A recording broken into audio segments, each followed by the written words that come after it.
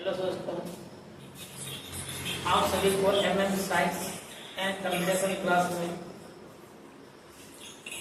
फिर से स्वागत है। आज हम पॉलिटी का सेकेंड लेसन मतलब सेकेंड क्लास पढ़ने जा रहे हैं। कल हम पढ़े थे संविधान क्या है, राज्य व्यवस्था क्या है, संविधान क्यों अनिवार्य है, इसके बारे में क्लास 1 में चर्चा कर चुके हैं। आज हम क्लास 2 में पढ़ेंगे पॉलिटी का क्लास 2। यह क्लास बिहार पुलिस, बिहार दरोगा, Bihar SSC, BSF, CRPF, SSC, GD के लिए डीके का स्पेशल क्लास है, जिसमें पॉलिटी का क्लास 2 आज हम पढ़ेंगे। आज हम पढ़ेंगे क्या, भाग 1 में संघ और राज्य क्षेत्र।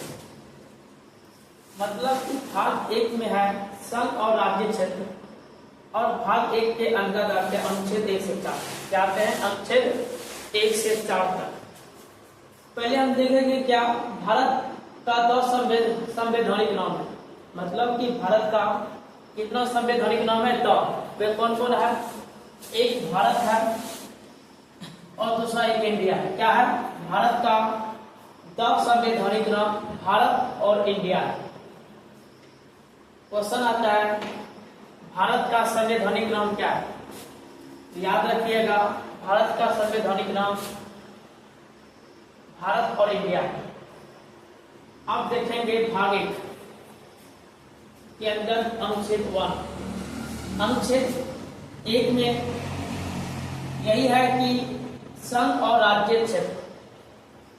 अनुच्छेद 1 में क्या है? संघ और राज्य क्षेत्र, अर्थात भारत राज्यों का संघ। मतलब क्या, हमारा जो भारत देश है इसके अंदर 28 गो राज्य आते हैं। मतलब कि 28 गो राज्य को मिलाकर एक देश बनता है। इसी कारण बोलते हैं भारत क्या है? राज्यों का संघ। भारत क्या है? राज्यों का यूनियन है। इसी का भारत क्या है? राज्यों का संघ। अनुच्छेद 1 में क्या है? संघ और राज्य क्षेत्र। क्या है? संघ और राज्य क्षेत्र। भारत क्या है? राज्यों का संघ। अनुच्छेद 1 में क्या है? संघ और राज्य क्षेत्र। अब देखेंगे परिसंघ क्या होता है। परिसंघ उसे कहते हैं जिसमें छोटे छोटे राज्य आपस में मिलकर या जुड़कर अपनी थोड़ी थोड़ी शक्ति केंद्र सरकार को देकर एक देश का निर्माण करते हैं। अब पहले बोले हैं भारत 28 राज्यों का संघ, जो 28 राज्य मिला है अपना थोड़ा थोड़ा शक्ति देकर एक भारत का निर्माण करते हैं। और वह क्या करते हैं? और केंद्र सरकार अपने अनुसार राज्य को चलाते हैं और देश को चलाते हैं।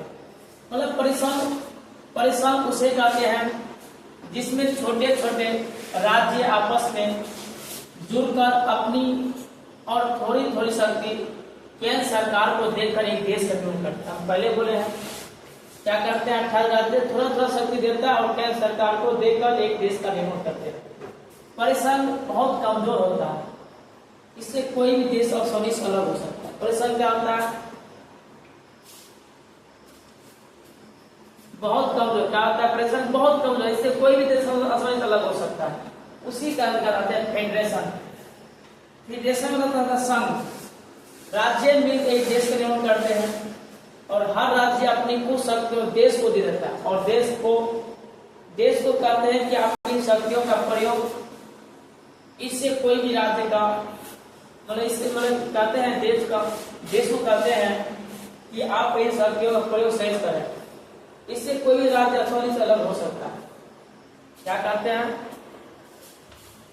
फेडरेशन संघ का मतलब यह होता है कि राज्य मिलकर देश निर्माण करते हैं और राज्य अपनी कुछ न कुछ शक्ति देश को देते हैं और देश अगर ठीक से कार्य नहीं करे और राज्य यही करते हैं देश को अपना जो कार्य जो शक्ति आपको दिए हैं वैसा ही यूज करें।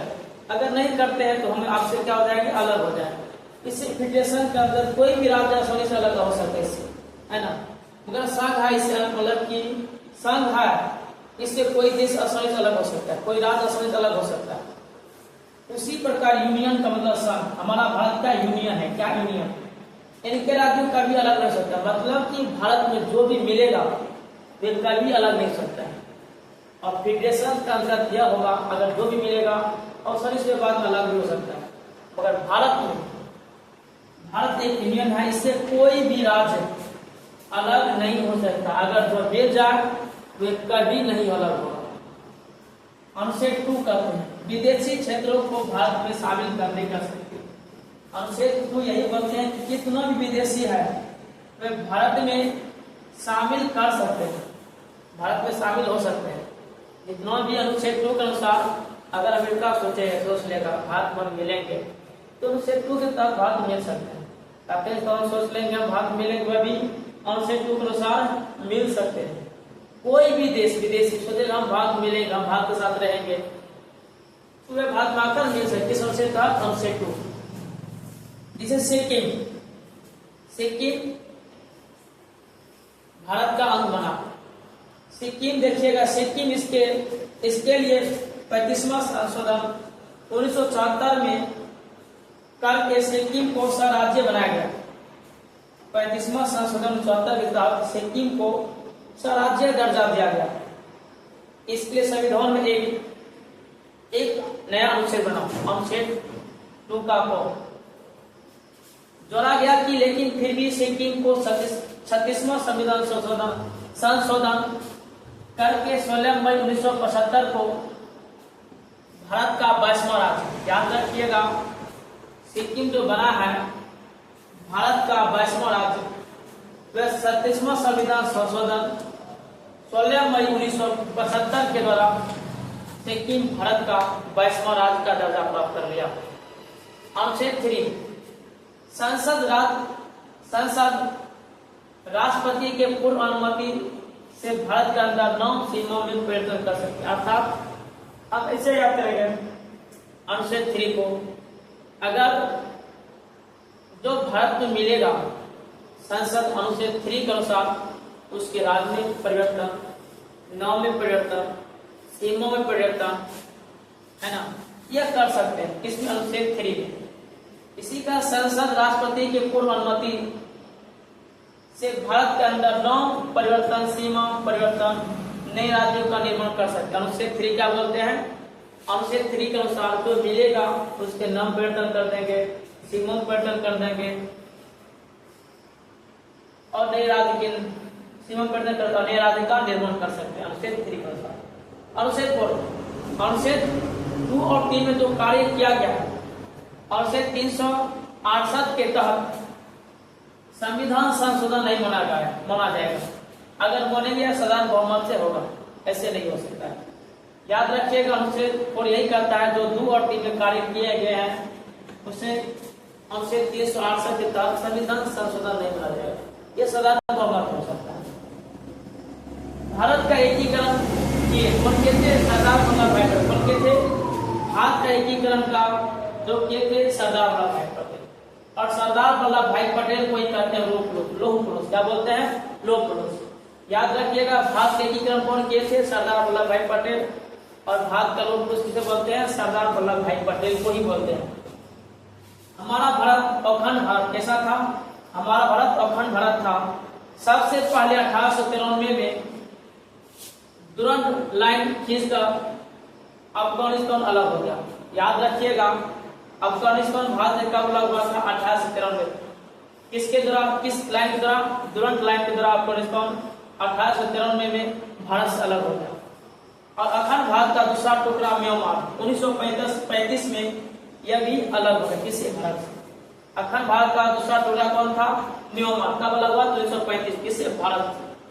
अखंड भारत का तीसरा टुकड़ा था पाकिस्तान, जो 1947 में रेड आर्कटिक रेखा से भारत पाकिस्तान से अलग हो गया था।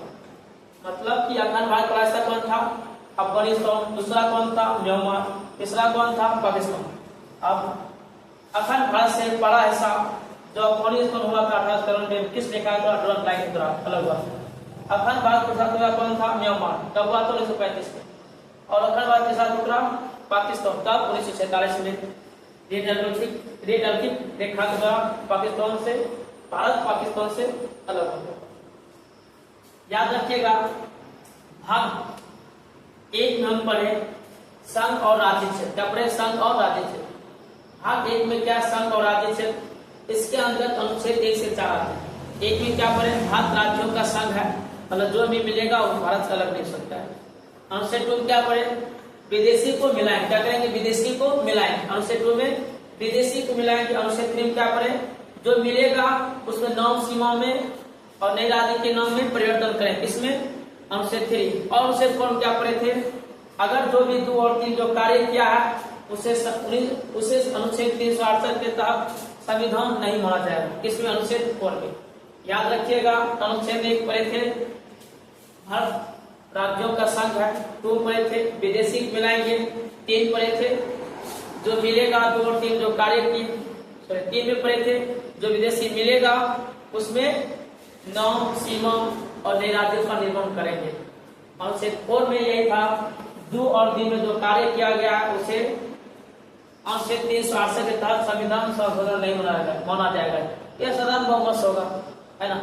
इतना ही आज का क्लास, फिर कल मिलेंगे पॉलिटिक्स का नया भाग, मतलब कि नया चैप्टर, मतलब कि भाग 1 के अंदर कुछ और पॉइंट बचा हुआ जो हम कल मिलेंगे। ओके, धन्यवाद।